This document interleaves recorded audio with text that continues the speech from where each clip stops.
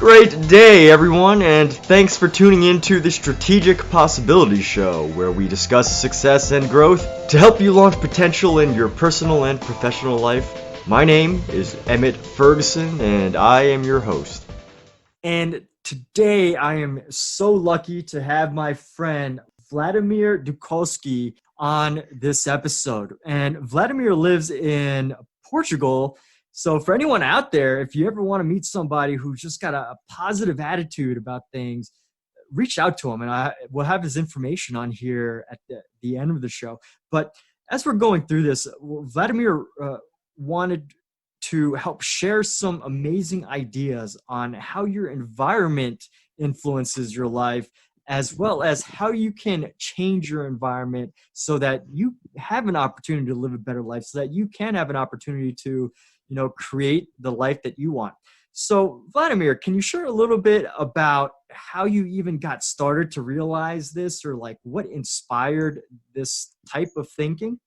Well, yeah. To be honest, I was kind of like emotionally and like mentally and everything. I was in one point in my life like really down, and I got aware of it, and I was not in a place that I would like to be. So I started thinking like how I can change like myself and how I can adopt change easily because we always read these books and everything that tell us what you need to do and how you need to do it, but that's not always like easy to do it. So I was starting to think like what I can do to make it easier for me to adopt change in my life because I wanted to change and I wanted different things. Right on. Okay. And to get an idea, you haven't always lived in Portugal, right? You said that you were originally from Macedonia? Yeah, I'm from Macedonia, so in February this year, 2020, I came to Portugal on the 3rd of February, but before that, all my life I've lived in Macedonia. Okay. And did you move to Portugal because you wanted to change environments, or was that just something that happened, or is that part Uh, of the story? that was kind of like an extra, and it really helped me, like with the environment, because when you travel, you like kind of like change the whole environment that you were living in and that you are right now. Okay. And to learn a little bit more about what your idea is when it comes to the importance of changing your environment, how does that work? I mean, does it mean that you have to move out of your home in order to, change your life, or does it mean you have to, just change everything, or can you still be able to develop something while you're in your current situation? What do you mean by that? Can you go in a little bit more in depth? Yeah, okay. So 2 months ago, before I moved out, I mean, before I came to Portugal, uh, I was living in Macedonia, where I usually live. And there, the first thing I did was I wanted to like see where I'm at first of all, and I started writing down all the things that I didn't like about myself and that I wanted to change. And then I started doing like some small changes. First of all, I cleaned my room. It's like super simple. Everyone can do it. I literally went and the whole day I cleaned my room. I threw out old clothes, like stuff that I had from sometimes like some documents or some papers that I didn't even like know what they were. So I just started to clean up like and organize my room better. Uh, and I actually did a little bit like reorganizing the furniture and everything. And after that, like the first 2 days, I kind of felt like easier. It's like a relief in a way. So you don't necessarily need to move out to a different place and live somewhere else. Okay, very nice. And when you're doing that, so basically what you're saying is you can start small with these types of things to be able to declutter and clean up your life. Is that what you're saying? Yeah. Uh, at the time, I was watching a podcast from Dan Blazerian, and I remember like he said something about set up. He set up things so that he wins. So that kind of started me thinking. So I started like setting up and doing some small things that would end up to like bigger things, like cleaning my room, reorganizing my clothes, throwing out all the clothes that I didn't wear before, stuff like that for the beginning. Okay, and so you start with things that aren't like too massive, and then what does that do for you? Does that actually help you to most people think of cleaning their room, they're like, okay, I really don't feel like cleaning my room. But like what was the benefit for you? How did that even help you to change or take that step to move to Portugal? Well, it's a long story, but I'm gonna keep it like short. So first of all, the trip in Portugal was not planned that much. I was not expected, and cleaning my room, I didn't felt like doing it or anything like that. And but I actually went out and I said I'm gonna do some small things. I'm gonna change it. I really wanted to change, so I started like reorganizing my room. First of all, I cleaned everything. I threw out some old stuff. I had some stuff from my ex that was there for I don't know like half a year, like some things that she forgot in my room or so like I went out and threw all those like old stuff that kind of I felt that were like they were keeping me in a bad place like emotionally and like mentally and everything. So after I did all that change in my room, I felt lighter and it felt like like when you feel like something is hanging you down and like pulling you back, Mm-hmm. like that feeling was gone. It had a really big impact on me. Just cleaning my room. And that's fantastic because what I think I really caught from that is that it's not just moving things around in your room, but finding those things that are actually, having a negative effect on you and making sure that, not just moving it around to somewhere different, but to actually, give it to somebody else or give it away or to recycle it. And that's Yeah, fantastic. exactly. Okay, nice. And so you moved to Portugal and everything. And what would you say is the thing that really helped you to, move on? Was it like what inspired you to move to Portugal? Because I'm pretty sure it's part of the story, right? It's part of all of this changing your Yeah, environment. of course. So what inspired me because I'm a student right now and I had this opportunity to study abroad for like a semester.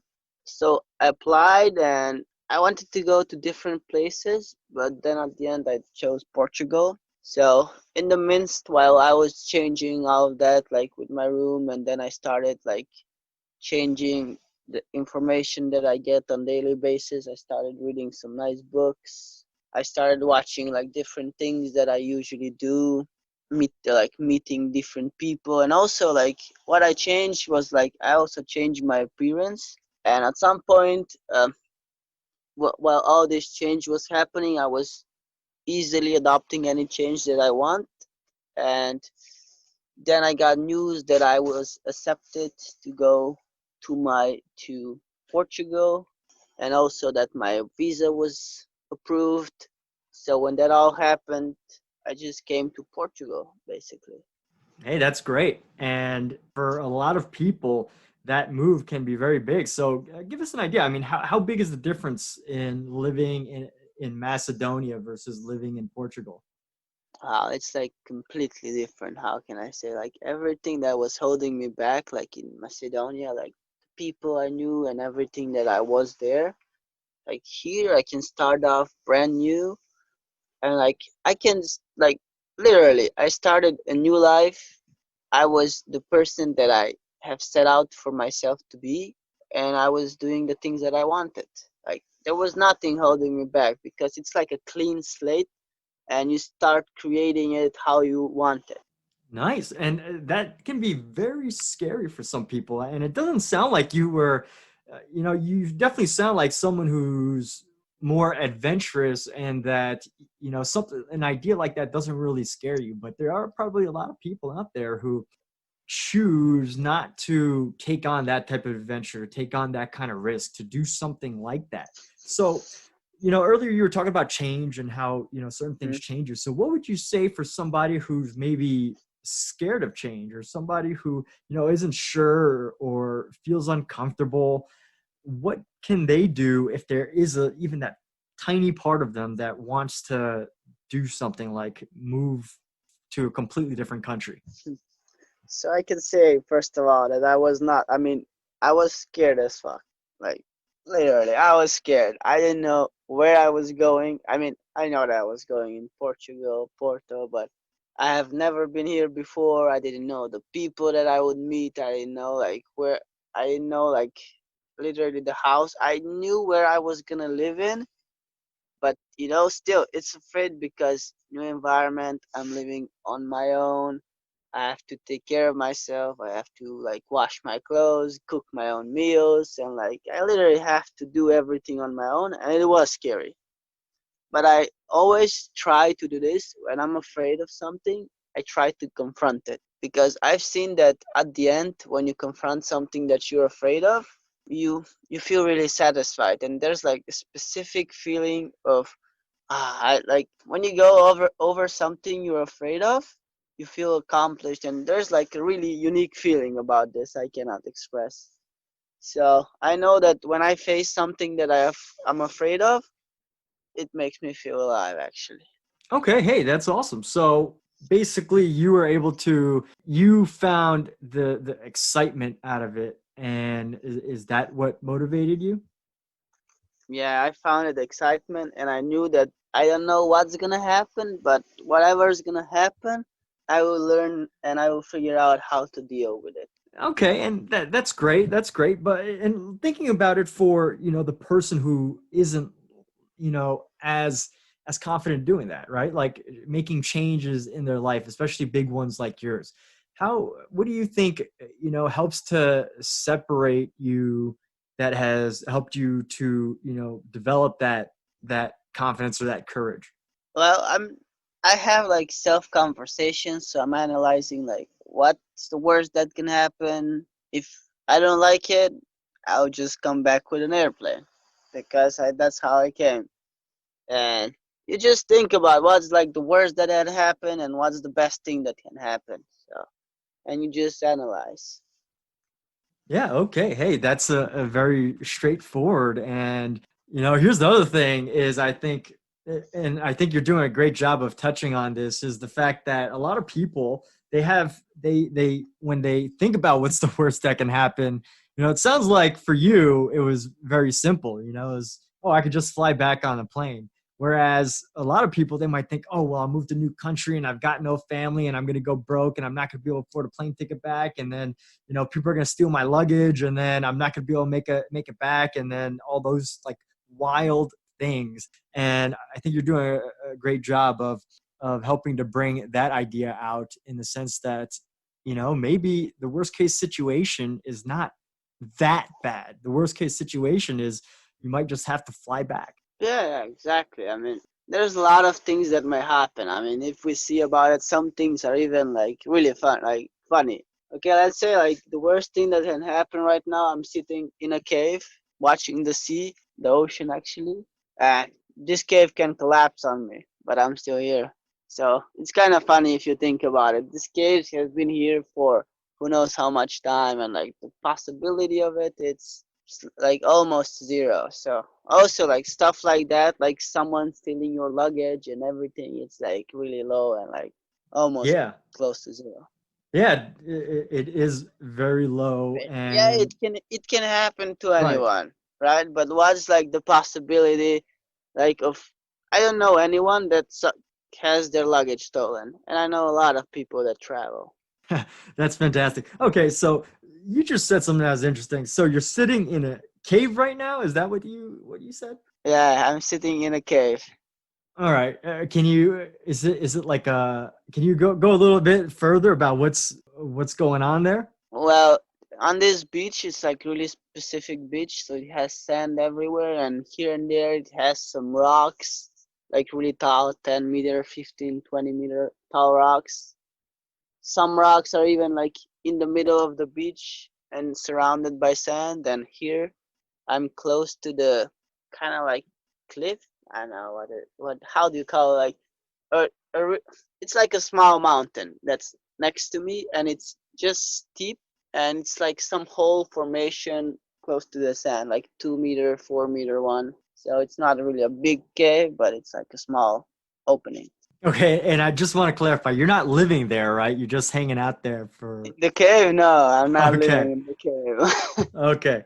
Cool. All right. So you're on a cave in a beach in Portugal. That's pretty fantastic. And to get an I'm idea, so watching the stars, and the ocean is still blue. Even though it's night, I can see the blue colors. It's amazing. that's amazing. And just want to get an idea because you talk about change and the difference between Macedonia and the beach. So just to get an idea, like what would it be like? Let's just say this was a random night in your home Hmm. in Macedonia. What would what would it be? Would you just be like in a room? Would you be out with friends? Like what would that environment Well, today is Monday, so probably Monday I'll be at home. Maybe like I would watch a movie. I would probably be sleeping by now. Or if I would be out, I would be out with friends, but there's no ocean. So, yeah. Man, that's awesome. So, I think it's so important to definitely look at the contrast between, where you were and what that's like and where you are right now. And that's so cool that you're able to, take a moment to I share mean, if with you think us. about it, I'm Uh-huh. actually traveling for 10 days because I live in Porto, but now I'm 500 kilometers away from Porto. I'm traveling the whole Portugal with a tent, and I'm traveling all the places that I want to go. Right now, I'm down south to the warmest spot of Portugal and to the nicest beaches. So I would probably not be doing this in Macedonia for sure. Meeting like new people all the time, doing these crazy adventures, but still it's scary, but I face it. Yeah, okay. So one more time, I got to clarify that. So you're not living in Portugal, you're doing this adventure trip around Portugal. No, no. So I'm living in Portugal, but I'm gonna be gone. Like I was living from. So I came in February. So I was here for 5 months, I think. Now is end of July almost, and I was living here for all that time. And during my last days here, I wanted to just travel around for 10 days. Okay, I got it now. So that's so cool because there's a lot of times when I've moved between different states in the U.S. and you have a lot of excitement at first, like you do the city, but you don't actually, or I didn't actually take any time to my last couple of days there to go explore more. So that's so cool that you're doing that. Yeah, it's And kind of like in the city that I was in, I kind of didn't explore that much. Like, I'm there, and like most tourists, like most people go to some places like that don't even went. But I was there for like 4 months, like in the same city, and I still didn't visit some things. It's crazy. nice. I And mean, we're there, we have the opportunity, but we don't take it sometimes. yeah, and when you went to Portugal, what was the language difference? Like completely different level. I only knew English and like some other languages, but Portuguese, it's like nothing that I've heard before. It's Okay, maybe and similar to Spanish. It is actually, but it's unfamiliar to me, like zero. all right, and how did that like affect how you got around? Like, how did you manage to overcome that? I think that's very very interesting because I've been to the UK, I've been to Mm. Hong Kong, but like they speak English in those places, so the travel wasn't as difficult. But I imagine going to a country where you I don't mean, know the it's language. not difficult here as well. Like, if you go to touristical places, mostly people like know some English. You can understand something like basic stuff if you want to order something in a restaurant or you want to go into the supermarket. But if they don't, you usually like you use your hand gestures and stuff like that. So that's kind of universal everywhere. Yeah. Okay. So that's some good advice right there. Definitely using hand gestures that aren't too Yeah, offensive, I like for guess. example, to order a beer, I just raise my hand. I do like kind of like a signature move, and it works everywhere. Hey, that's a book idea right there. Like how to communicate with your body language without knowing the language or sign language. That's pretty That interesting. it's That's cool. actually like I met a guy, like American comedian. So this guy was traveling around the Balkan, like Macedonia, Serbia, like Europe, everywhere.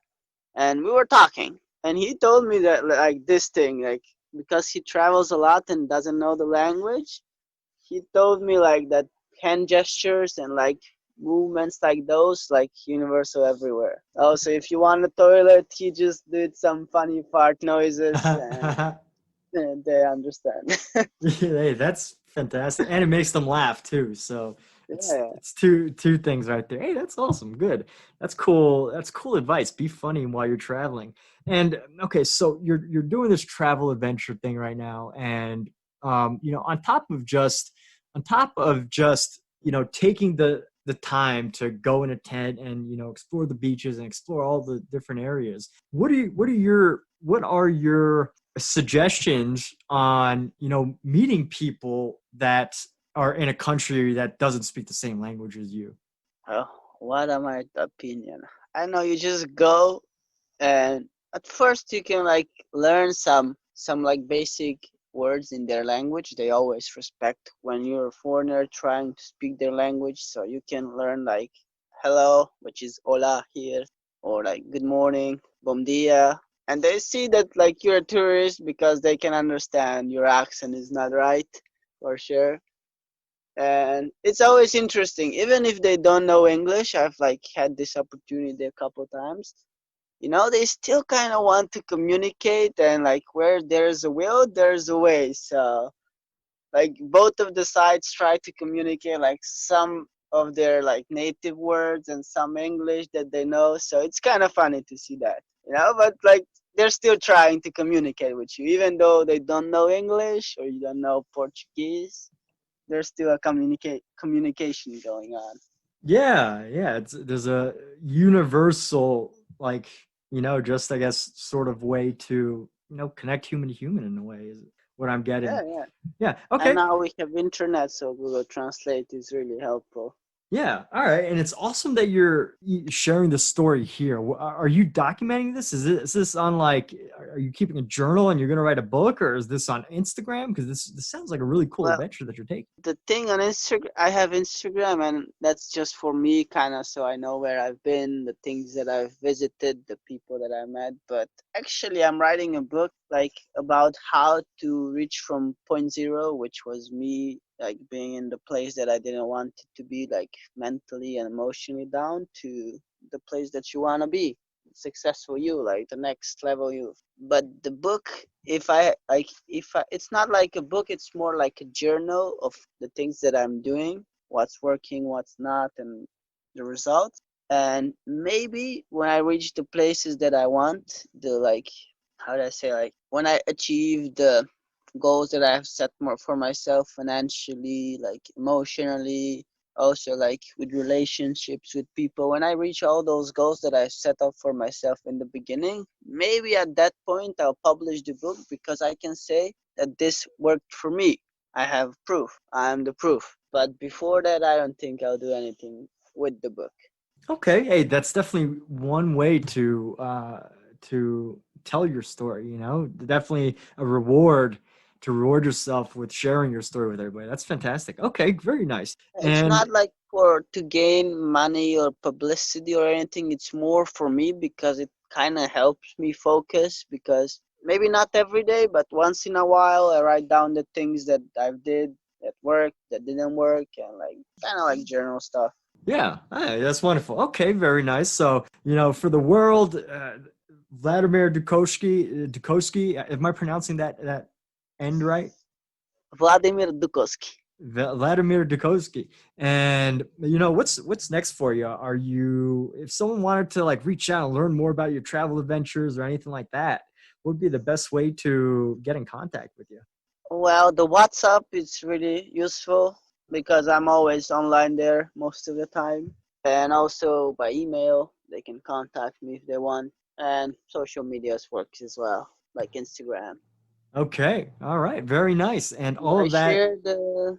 information, or like you're gonna share them in some description or something? Yeah, exactly. All that information is going to be in the description below. So for everybody listening, definitely check that out. If you want to hear more about Vladimir, or if you want to learn more about traveling the way Vladimir has, or, if you want some more thoughts on changing your environment, what that means. It sounds like Vladimir's got some first-hand experience that he can help you out with, give you some good advice, especially if you're in Macedonia, or if you are even in Portugal and you want to get in contact. So all of that's going to be in the description below. And do you have any words of advice before we finish the show, Vladimir? Before I say some words of advice, I want to just touch on this if I haven't touched before. Mm-hmm.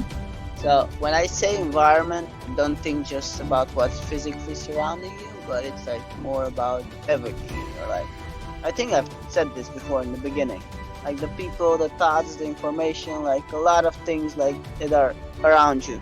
And some words of advice, I kind of have this motto: if not now, then when. So that's where I finish things off. Hey, that is a fantastic quote to wrap this all up.